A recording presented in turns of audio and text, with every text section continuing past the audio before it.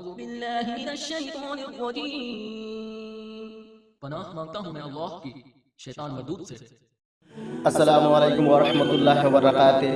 میرے پیارے ایمان والے بھائی اور بہنیں، اللہ تعالیٰ آپ سب کو خوش رکھے، آباد رکھے، اور اللہ کے پاس ہم یہ دعا کرتے ہیں اللہ تعالیٰ آپ سب کو بارش کی طرح رحمت برسائے۔ ہمارے نبی کریم صلی اللہ علیہ وسلم کا معراج کا واقعہ، معراج میں جانے سے پہلے نبی کریم صلی اللہ علیہ وسلم ہجر کعبہ یا کسی صحابہ کے گھر آرام فرما رہے تھے۔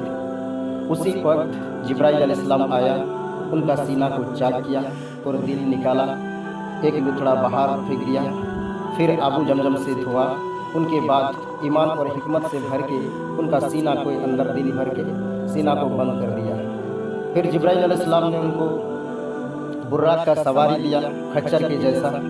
وہ براق کا اتنی تیز رفتار جہاں نظر جایا کرتا تھا وہاں ان کا قدم گرتا تھا۔ ان کے بعد براق کا سواری میں اس سواری پر سب سے پہلا مسجد اقصی جبرائیل علیہ السلام ان کو لے کر گیا۔ نبی کریم صلی اللہ علیہ وسلم کو سب سے پہلا مسجد اقصی میں 2 رکعت نماز ادا کرایا۔ ان کے بعد سب نبی کا امامت کرایا، پھر ایک جام پر دودھ، دوسرے جام پر شراب دیا۔ ہمارے نبی کریم صلی اللہ علیہ وسلم نے دودھ پسند فرمایا تھا۔ پھر جبرائیل علیہ السلام نے کہا تمہارے امت گمراہی سے بچ جائے گا، اور تمہیں اللہ تعالیٰ ایمان اور حکمت سے بھر دیا۔ پھر وہاں سے آسمان تک کا سواری لے کر گیا۔ آسمان میں سب سے پہلا آسمان کا دروازہ کھولا گیا، وہاں جا کر دیکھا آدم علیہ السلام۔ نبی کریم صلی اللہ علیہ وسلم نے پوچھا یہ کون ہے؟ میں سب کا باپ آدم علیہ السلام۔ پھر سلام دیا۔ آدم علیہ السلام ان کا نبوت کا اقرار کیا۔ پھر ایک گروہ نبی کریم صلی اللہ علیہ وسلم کو دیکھ کر مسکرا رہے تھے، دوسرا گروہ نبی کریم صلی اللہ علیہ وسلم کو دیکھ کر رو رہے تھے۔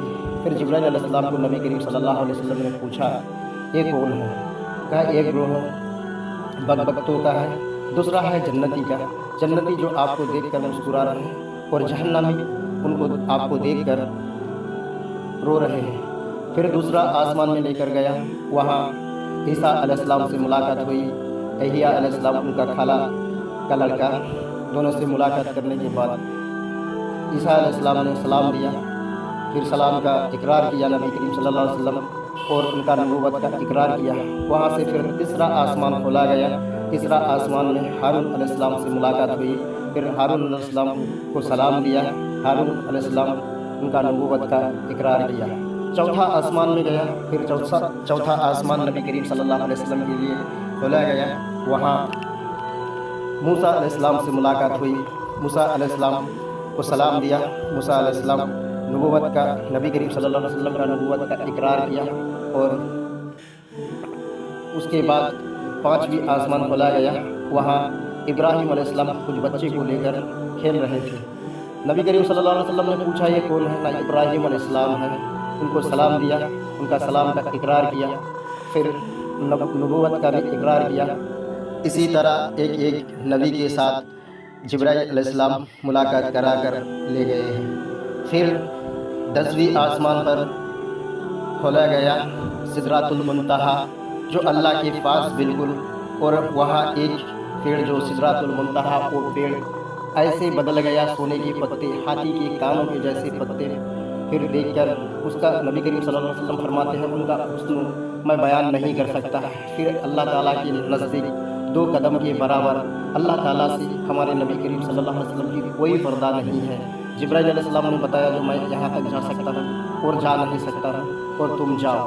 نبی کریم صلی اللہ علیہ وسلم نے جوتا کھولنا چاہا، اللہ تعالیٰ نے منع کیا جو جوتا پہن کے ہمارے پاس ہو۔ کتنا بہترین ہمارا نبی